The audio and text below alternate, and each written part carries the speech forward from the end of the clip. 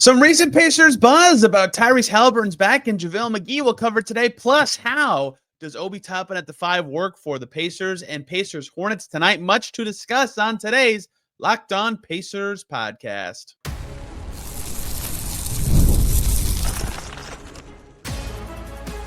You are Locked On Pacers, your daily Indiana Pacers podcast, part of the Locked On Podcast Network, your team every day. What up, y'all? Happy Friday. Congrats, you made it through the week, and welcome into another edition of the Locked On Pacers podcast, where we, of course, talk about the Indiana Pacers, as always. My name's Tony East. I cover the team for Forbes, and today, much to discuss in the land of the Pacers. A lot involving the center position, some involving Tyrese Haliburton, and a little bit on tonight's opponent for the Pacers, the Charlotte Hornets, who have their own thing going on. They look fun with the new head coach. LaMelo Ball looks good. We'll get to them at the end. We'll talk Obi Toppin at the 5 in the second segment because of some thoughts rattling around in my head and the success of that group, particularly against the Orlando Magic on Wednesday. But we'll start with the churning rumor mill. Somehow, 2.5 weeks into the season, the rumor mill is already here with some signings, with some injury stuff that I want to talk about for various reasons. So we'll start with one thing that hit the Pacers rumor mill this week from Kevin O'Connor on his podcast with Yahoo now. It's weird not saying Kevin O'Connor of The Ringer. I think this is the first time we brought him up here. He said, and I quote, thank you, Hoops Rumors, for typing this up. I've had some sources around the league tell me that they believe it's not his hamstring that's the cause of his struggles this year. It's his back. He had back spasms in the postseason. He's still wearing a heating pack on the bench. And that would make sense with the trends and the way he's playing, the declining efficiency, blah, blah, blah. That was regarding Tyrese Haliburton. So here's the thing. I thought that people knew to some extent that that's why he wore the pad, was for back reasons, right? You can see it all the time. The broadcast cuts to him. He's got it on around his waist. He sits on the bench. If you look, if they ever show him or you're at the game and you can see it, I don't know if he does this every game, but because we're kind of behind the bench at Pacers games, but he sits on like a cushion almost. So he's like more elevated and his posture's better.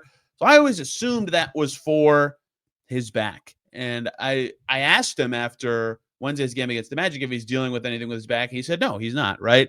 So that I don't know how much it's a thing or it isn't based on this reporting and what he said and what we can see in terms of the physical things he is doing to deal with whatever is going on there, because it's not every game that at least I could see, whatever. But to me, it seems like if he was actually dealing with the back thing and then someone asked you, hey, are you dealing with the back injury? Is it impacting your play? And he says no. To me, what it could be and what I anticipate could be reality, given what is happening and what we can see of him, is that when he gets hit, it might hurt, right?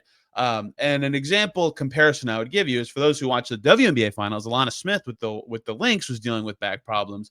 And when she would get hit or when she would go down, she was like, hers was bad. She was like screaming in pain. It was horrible. It felt so bad. In the fourth quarter of the game 5, she just got completely decked and was screaming in pain. It could be something like that. We've seen Haliburton not shy away. That seems like an extreme way to describe it because he's not a high free throw guy anyway, but turn to the floater a little more this year, right?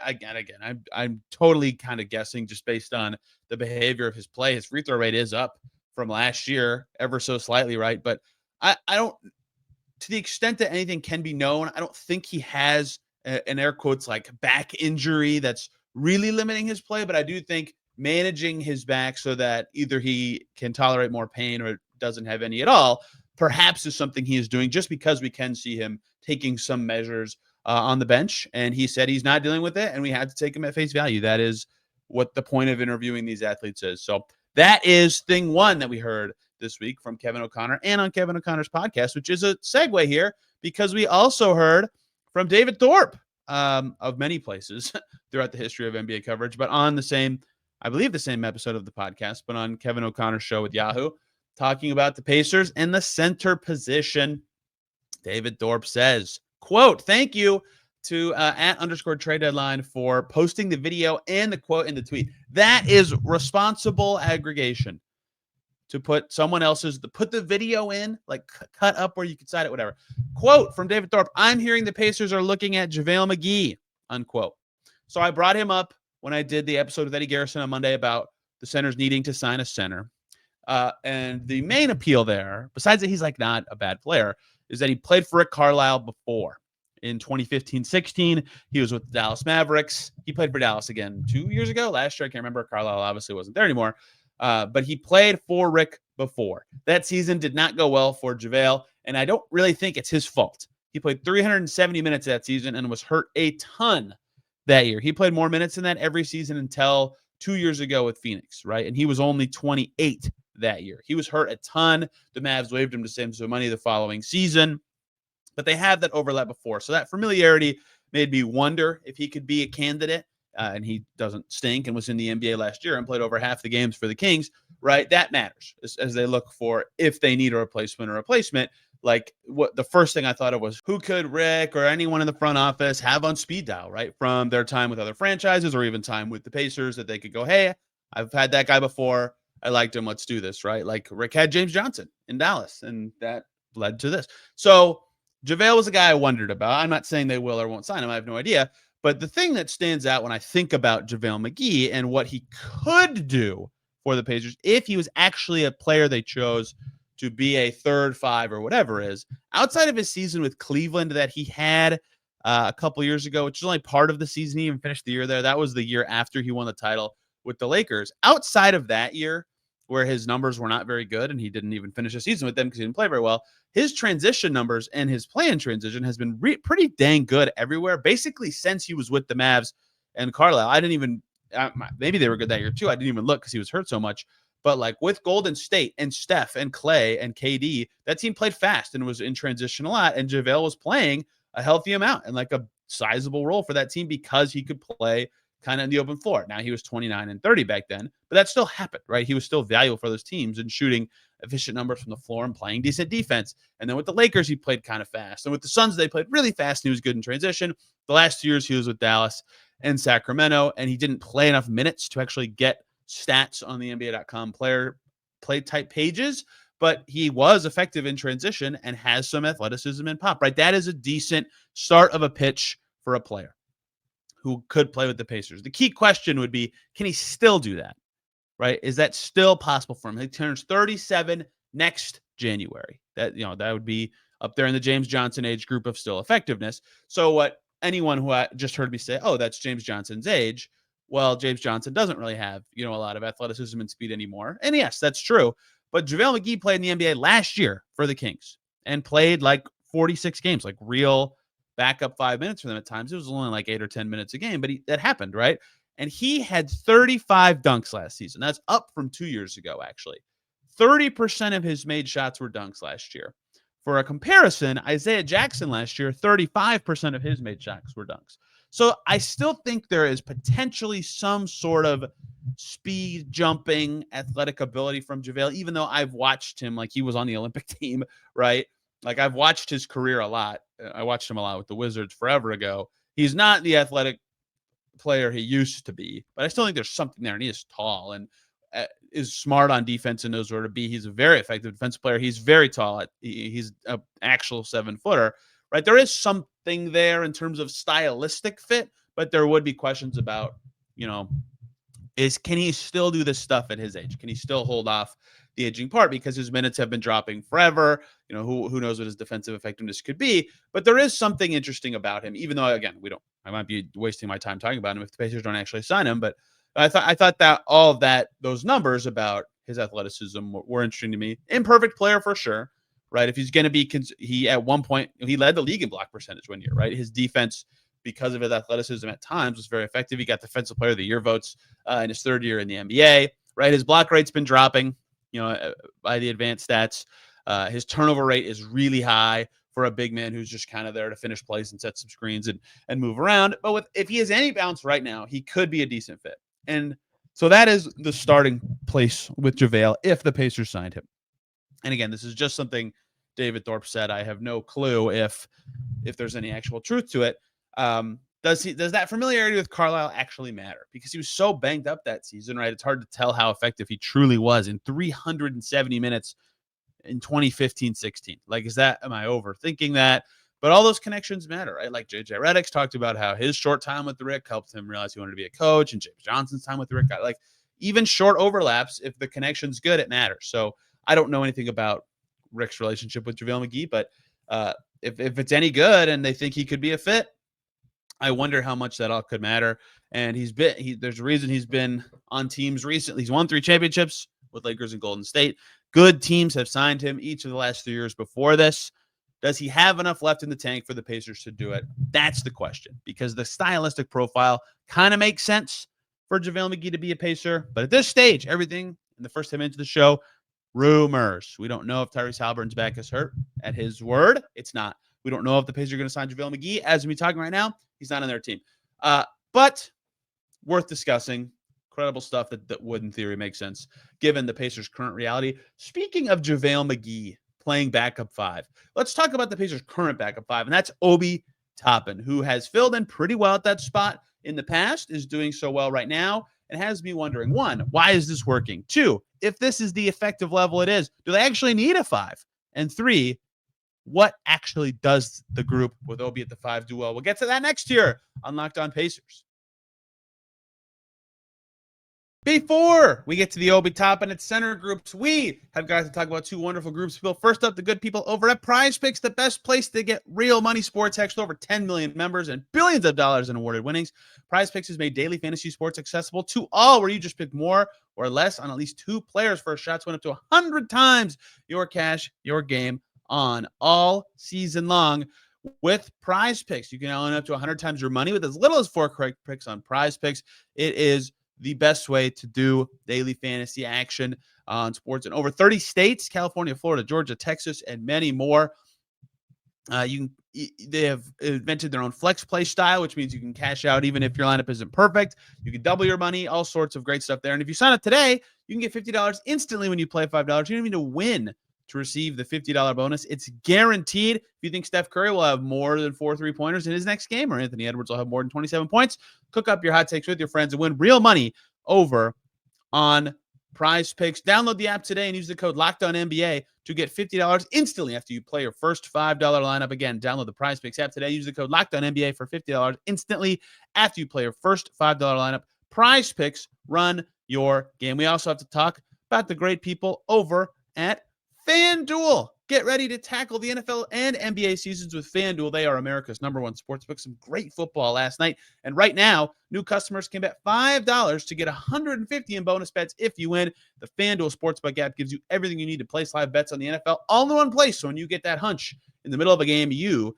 can check out the latest stats, view live play-by-play, and so much more on the same page where you would place your bets. Just visit FanDuel.com to join today. You'll get started with, again, $150 in bonus bets if you win your first $5 bet. That is on FanDuel.com. Never waste a hunch and make every moment more with FanDuel, an official sportsbook of the NFL.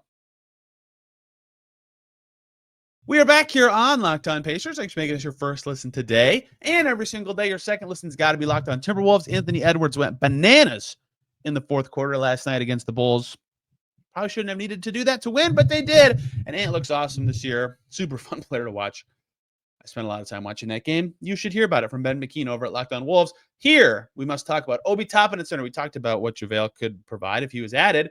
Would he even play? Would anyone who's an available player right now at center as a free agent, I suppose trades could be different, be actually worth playing compared to Obi Toppin at the 5, right? So far this season, we have seen Obi Toppin play with none of the following players on the court: Myles Turner, James Wiseman, Isaiah Jackson, Enrique Freeman. So when Obi Toppin's on and none of those guys are on, Toppin's the center. He's the tallest guy on the team besides the 3 centers. He's taller than Enrique Freeman, but Freeman was the 5 when those 2 shared the court for a hot second in Detroit. Whatever. 67 minutes the Pacers have gone to that alignment so far. They've won those 67 minutes by 6. So close to break even, but they're slightly positive. The Pacers' offensive rating in those minutes is 127.9. Whoa.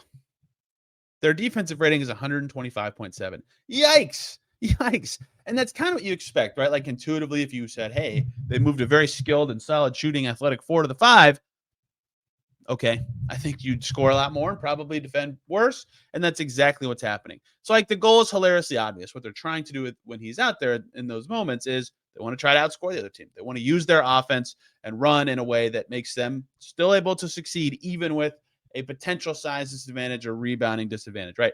Rick Carlisle talked about this. I asked him about this before. Pacers Magic, what is different, what he likes and doesn't like about having Toppin out there at the 5. He said they're a lot faster, right? That's obvious. We can see that. I don't mean to say it's obvious to take away from what he said. Like, I appreciate his insight, but they look faster. That's so true.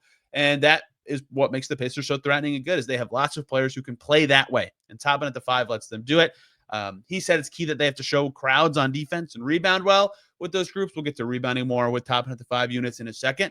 But showing more crowds on defense, I think, is something they're working through with Toppin at the 5. But so far, it's been a successful unit because they get up a ton of threes. I think that's something that stood out watching them and digging into the numbers. Almost half their shots in units that feature Obi Toppin as the center are threes, and they aren't even making like a ton of them. 35% is fine, right? But there's some room for growth there. If they can get that up 2%, that would look a little better, but maybe it settles in about that spot. What they've been absurdly good at, and what's made their offensive rating so crazy with Obi Toppin at the 5 units, is they're shooting 58% on twos. And again, intuitively, that makes sense. He's a good finisher inside. He provides the vertical spacing and actual, like, traditional spacing because he can shoot it. He's going to let it fly from the corners. He keeps it moving on the perimeter. Right? There's no one, like, locking down the paint, making it hard to finish, making it hard to drive. So it makes a ton of sense why these groups would be so good on offense. And the top groups of this have been pretty sensational. They have only had 2 lineups play over 6 minutes so far with Toppin at the 5. One is Toppin, Walker, Shepherd, McConnell, Siakam. So what you'd consider currently their active bench, and Pascal, Siakam. That group's +7 in 16 minutes. The other group is Siakam, Toppin, Mathurin, Shepherd, McConnell. So kind of like their previous group pre-injuries before Mathurin went back to starting 5. That group's also +7 in 14 minutes in their case, right? So the top 2 groups have both been wildly successful. I think that's important too, is that yes, they're a -8 with every other group, but the 2 most common ways they use Toppin at the 5 has worked, right? They've said, yes, this works. This is successful. We can play this lineup and be happy. Now, something else to note as I dive into these numbers and talk about it, and I think this is very intentional and something the Pacers will continue to try to do. The Pacers have played a lot of lineups with Toppin at the 5 this year, but of every single one that has more than 2 minutes of action, all of them but one also has Pascal Siakam. Clearly, when they're trying to play Toppin at the 5, they want the 4 to be Siakam, right? It makes it harder for the front court of the opposing team to match up in certain ways. It gives the Pacers speed and skill in the front court that makes up for some lack of size. The only group that does not have Siakam is 3 minutes they played of Toppin, Haliburton, Mathurin, Walker, McConnell. So Toppin, Walker was the front court. They were +1. That was against the Celtics for a little over 3 minutes. So they did try it. They've done it. I suppose it could work. They've done other groups with other different combos, Neesmith, Walker, all sorts of stuff there. But I think primarily, and I think that's smart, if they're going to be giving up other things to keep talent on the floor, Toppin, Siakam sticking together is going to be important. But that's something else Rick mentioned, and something that stands out to me intuitively about that group is that group has to find ways to rebound. Gang rebounding is important. A big focus on the glass. That's why Mathurin, I think, works so well in those groups, is he's a good rebounder for the available 3 positions that aren't the front court. In those cases, he's done well as a rebounder pretty much all season, and that makes him someone who would fit in with that group. Something else Carlisle said is, like, I wanted to know if he feels like it's matchup dependent, right? And that's what my conclusion will be from this segment, is talking about that for a second, because the Magic game really got me wanting to go down the path of Toppin at the 5 lineups. Because what Rick said when I asked him about it was, Porter, and I said this when I talked about it with Eddie, when they played the Bucks, Brook Lopez started. Myles Turner was there against him. The Bucks had a lot of trouble cross-matching against Turner Siakam. The Bucks' backup 5 was not a 5. It was Bobby Portis filling in there. He's more of a 4. He can play the 5 with what the modern NBA is. But when Portis is the 5, they could get away with Obi Toppin. And then they played the Knicks. That was not the case in that series. A lot of Isaiah Hartenstein, and then they would play other various centers, whoever they could throughout the series, whatever injuries let them. Jericho Sims, Precious Achua, that they were banged up, but that's who they tried to have out there. That's very Tibbsy, not in a bad way. It's just what they did. And so they turned to Isaiah Jackson, and then they played the Celtics, and the Celtics played Porzingis and Tillman and Queta, and I'm missing one. Actually, Queta was on a 2-way. Who was the other? Luke Cornett, duh. And in that series, they turned more to Isaiah Jackson because they don't want to go Toppin against 5s as often. But something else Rick Carlisle said is, right now, we don't have a choice. And he said every game could look a little different, which made me kind of eyebrow raised and wonder what he meant by that, because they were about to play the Magic, which led to my question of, can they keep it up? The Magic are large. They were missing Wendell Carter, but they still played almost a full game with a, what you'd call, air quotes, traditional center on the floor. Goga Batadze and Mo Wagner played the whole game as the Magic center rotation on Wednesday night until the final 3 minutes and like 50 seconds when Jonathan Isaac was the air quotes center, right? Now, the thing about that is those guys are both kind of ground-bound interior guys, and Obi was not on the floor for the final 350. So every minute he played against the Magic, he was playing against a center, like an actual center. Against Dallas, it was different. Daniel Gafford didn't play very much. He didn't have a good game. Dwight Powell didn't play very much. Derek Lively was out, so he went against like Najee Marshall or PJ Washington, which is more like, oh, you can play Obi against these guys at the 5, no problem, and you feel really good about it. So Toppin played with Myles Turner for 2 minutes and 51 seconds against the Magic. And the Pacers actually lost those minutes by 1 point. But I bring that up to say, if you look at the full game, Obi Toppin played a lot more than that in total. He sniffed almost 17 minutes of action against the Magic earlier this week, right? So that means he played for basically 14 minutes against the Orlando Magic, where he was the 5 by himself in the front court. Almost, I think all of it was with Siakam. And the Pacers won those minutes by 6. That is a team that you'd think, okay, that would be a team the Pacers would not want to try Toppin at the 5. Mo Wagner, Goga, they hit hard. They're interior guys. They're bruising. They're a little tougher to defend as like good centers on the interior. They're good rebounders, right? But it worked. It worked for the Pacers against those groups, even with Toppin at the 5. If it can work against Orlando, when would Toppin at the 5 totally fail? When could it just never work at all, right? I'm not saying that that's like an impossible matchup. Obi Toppin's probably better than both of those Magic centers, just like as a player. But when would it totally fail, right? Goga got paid $8.3 million per year this summer. I think Mo Wagner got about 10 or whatever it was, and Obi got 14. Like, clearly, he's viewed as a better player. I think he is a better player than both of them, but it's a different position for him. When would it, if he and the team can succeed in those minutes, when would they totally fail? Like Wagner in my head, Mo Wagner is in my head a tough Toppin matchup in a center battle. He's tough. He's kind of quick. He sets good screens. He's a good rebounder, just like a type of guy. And not that Toppin isn't tough. He's just more finessey, which is fine. He's very good at what he does.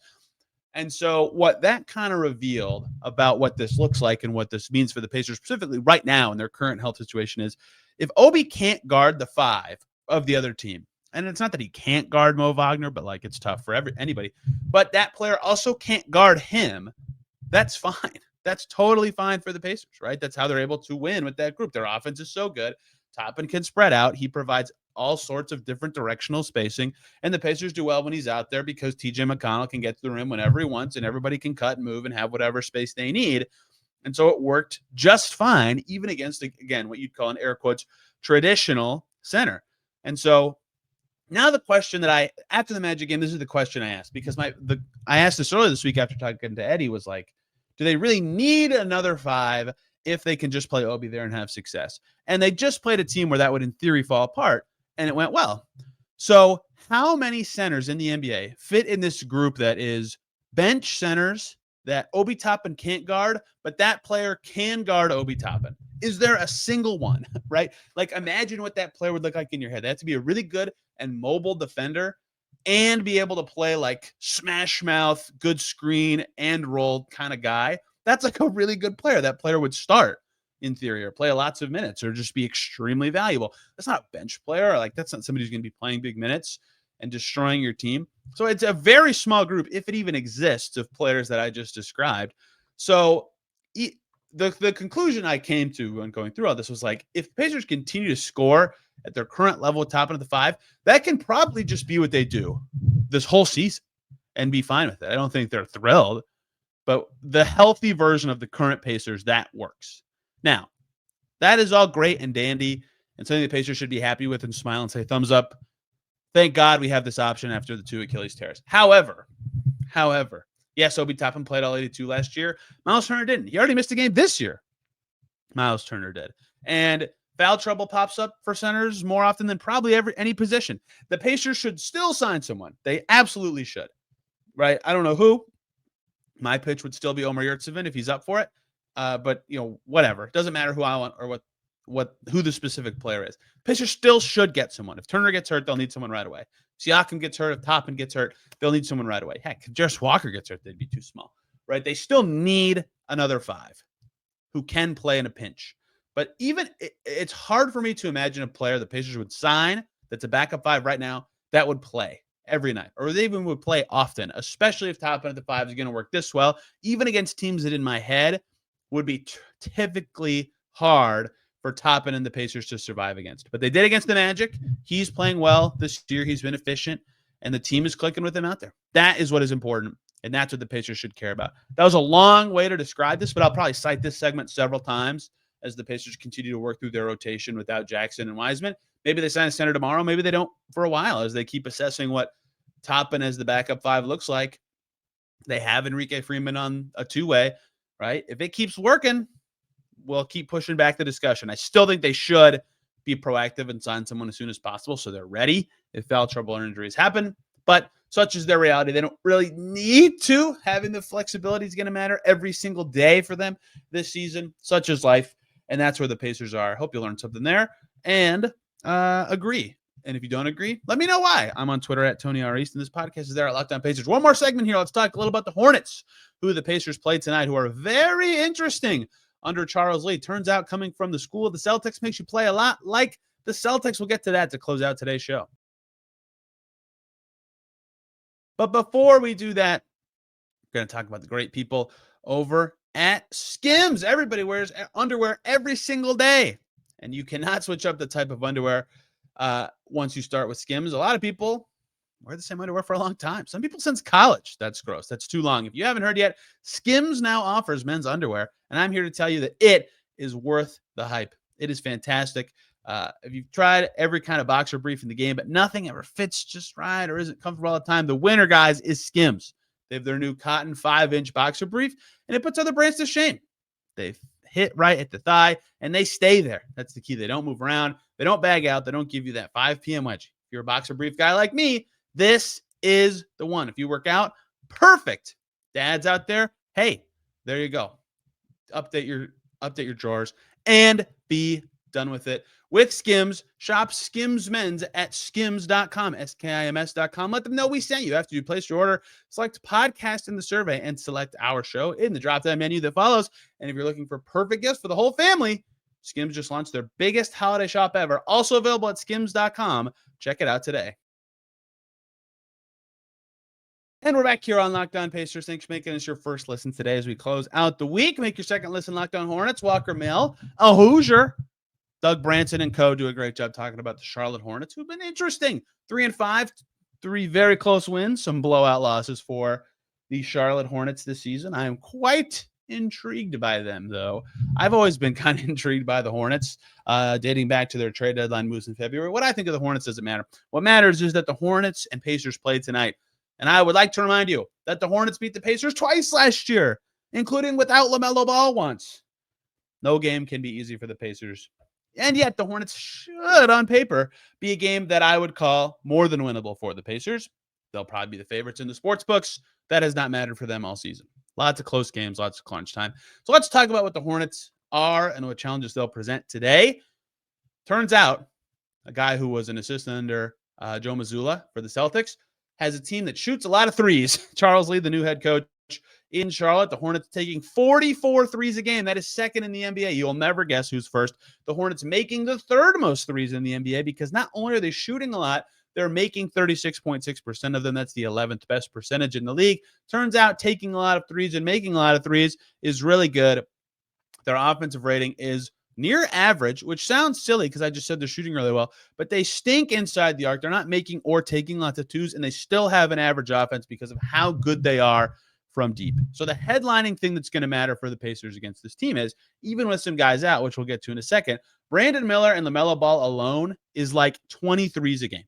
The Pacers, one, have to recognize that all night, right? Get out on variance could just matter. Like those guys could just go crazy and the Pacers just lose. But staying with them, contesting, can't let them get in rhythm will be important.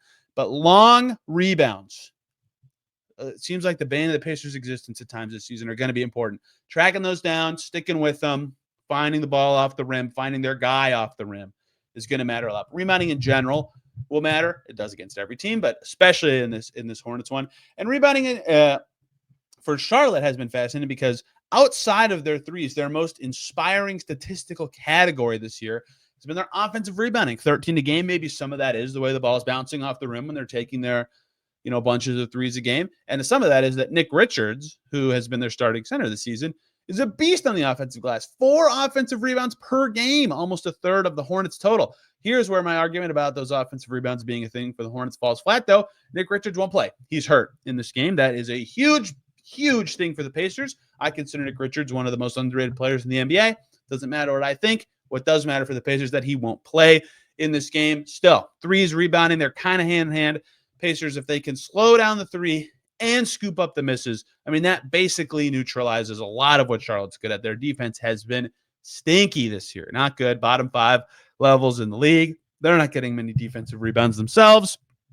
They're letting their opponent get to the rim all the time. Hornets opponents taking not a ton of twos, but making a lot of shots in the lane.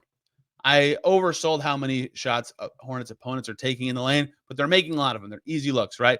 So this team, if they're giving up lots of twos that go in, a key for the Pacers on the offensive end, drive, get to the rim, make them rotate, make them mess up, shoot when you get there. If you're Tyrese Haliburton, everyone else, well, he should make the right play too, but everybody else focus on making the right play. Just make the Hornets rotate, move, be active, and focus on what they're doing on that end. That has not been a particular strength for them at this point of the season. Drive, get by your guy, find a weak point on that defense. Lots of key guys out for the Hornets. Mark Williams, which he's like perpetually out at this stage, unfortunately. He's pretty good. That stinks.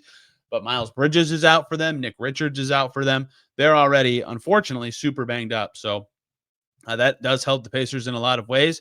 Daquan Jeffrey's out as well, though he doesn't play much. So that's something the Pacers can and should do their best to take advantage of. The fact that they'll have chances to get to the rim and be better on the glass than a typical night against Charlotte. If they can do those things well, they should be able to have a successful night, but that did not help them last year against the Hornets. If the Pacers play stylistically like they did against the Mavs on Monday, they should win, unless variance just gets them with shooting, right?